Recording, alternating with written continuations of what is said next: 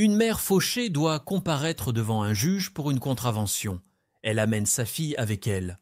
Le juge jette un coup d'œil à l'enfant, l'invite à s'asseoir avec lui et lui demande si elle a faim.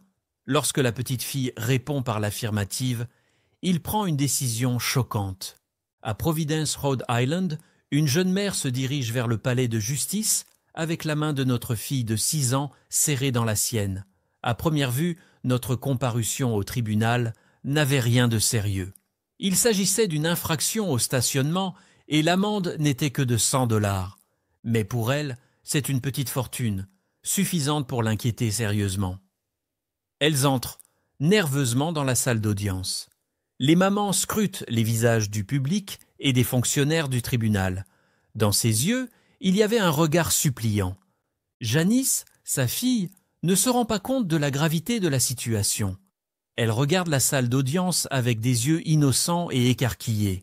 Elle n'avait aucune idée de l'impact potentiel de cette journée sur ses finances et celle de sa mère. La mère est restée assise en silence ou s'est inclinée. Elle répétait sa plaidoirie et s'accrochait à une parcelle d'espoir que sa situation ferait basculer le jugement en notre faveur. C'était une mère célibataire qui élevait seule son enfant. Elle était serveuse, ce qui signifiait de longues heures pour un maigre revenu et des luttes quotidiennes pour subvenir aux besoins de Janice le jour de l'incident. Elle s'était arrêtée rapidement pour prendre des médicaments pour sa fille. Elle s'était arrêtée sur le trottoir avec l'intention de se précipiter dans la pharmacie, de prendre le paquet et de revenir en vitesse. Maintenant, il y a une contravention et elle est de nouveau au bord de la pauvreté. Le juge Frank Caprio entre dans la salle d'audience et prend place. Il remarque immédiatement la jeune mère et sa fille et sourit à la petite fille. Il aimait les enfants dans la salle d'audience. Ils égayaient toujours l'atmosphère autrement sombre. La mère s'est avancée. Elle parlait d'une voix posée, mais le stress sous-jacent était évident. Elle a expliqué les circonstances qui ont conduit à l'infraction au stationnement, de la manière la plus transparente et la plus honnête possible. « Votre honneur, c'était une erreur », dit-elle. Elle a raconté les événements de la journée et l'urgence de la prise de médicaments par Janice. Elle venait de terminer son service au premier de nos 3 emplois quotidiens et n'avait que quelques minutes pour faire tout ce qu'il y avait à faire.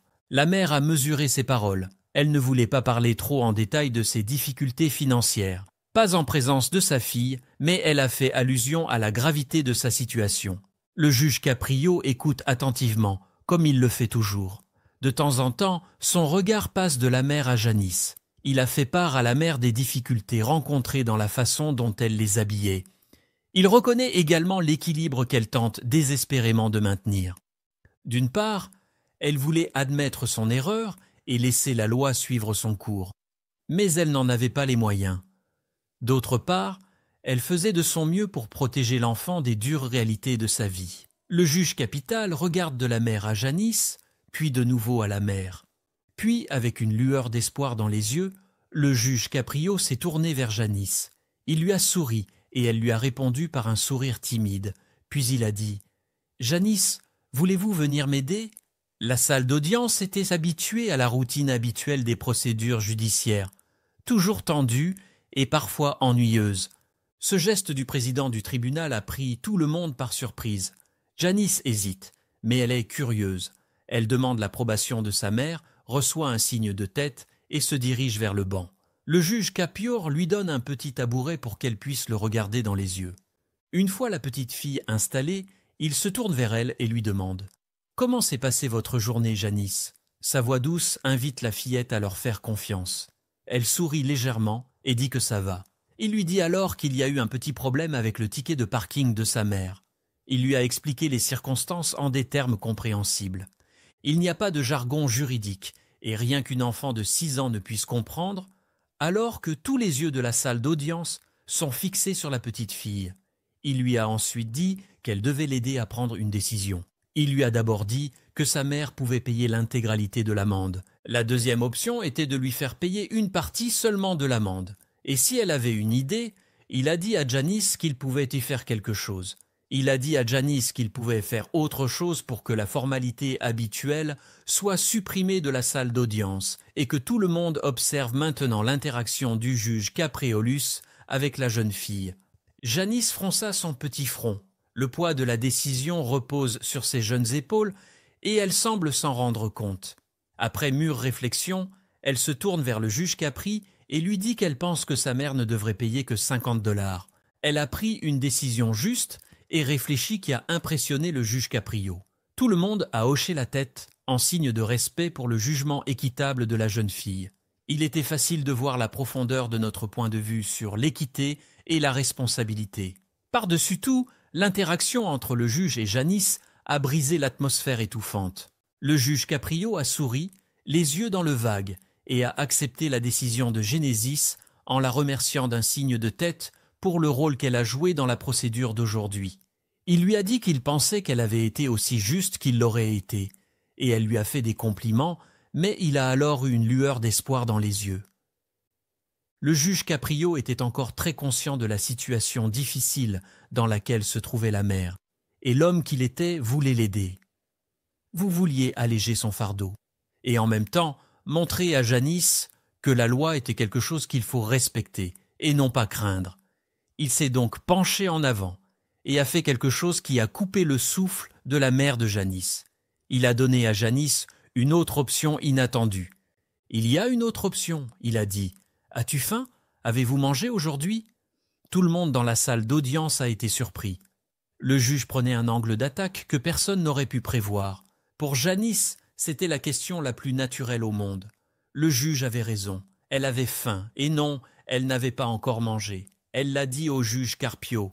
Le juge a dit « Et si je vous disais que j'annulerais complètement la contravention si votre mère prenait un seul engagement ?» Janice n'était pas sûre de ce qui se passait, mais sa mère a poussé un soupir de soulagement.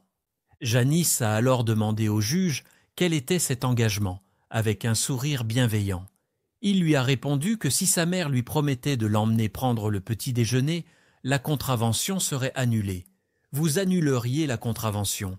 L'offre est restée en suspens pendant un moment. Encore une fois, Janice Crude est confrontée à un tas de choses. Elle a regardé sa mère, puis le juge Caprio à nouveau. Puis elle a lentement hoché la tête et a dit d'accord. À ce moment-là, les personnes présentes dans la salle d'audience ne savaient pas si elles devaient sourire ou pleurer. Tout le monde était ravi de la proposition du juge Capriolus, et en même temps époustouflé par la manière très juste dont il appliquait la loi. Après tout, la loi est là pour protéger les gens, pas pour leur faire du mal. L'empathie et la gentillesse du juge ont touché le cœur de toutes les personnes présentes dans la salle d'audience. La mère de Janice était visiblement émue par la réalité de la situation.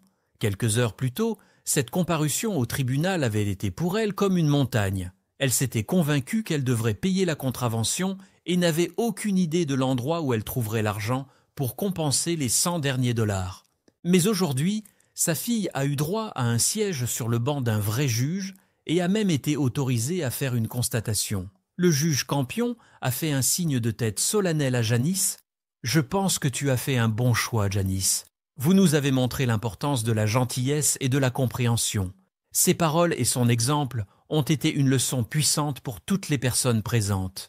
Ils ont montré qu'il y avait quelque chose de profondément immoral dans la compassion et sa place dans le système judiciaire. » Lorsque le tribunal a levé la séance, Janice et sa mère sont sorties main dans la main, laissant simplement derrière elles le litige juridique. Elles partaient avec une leçon de vie importante, un simple acte de bonté judiciaire qui a changé leur façon de voir l'application de la loi. Ce faisant, le juge Caprio a créé 2 puissants défenseurs de son point de vue sur la loi. Parfois, l'esprit de la loi est plus important que la lettre de la loi. Quelle histoire incroyable! Pensez-vous que la décision était juste? Avez-vous déjà vu un juge faire preuve d'une compassion aussi surprenante dans une salle d'audience? Faites-nous part de vos expériences dans les commentaires. Pour l'instant, passons à la vidéo suivante, car le temps qui nous est imparti est écoulé.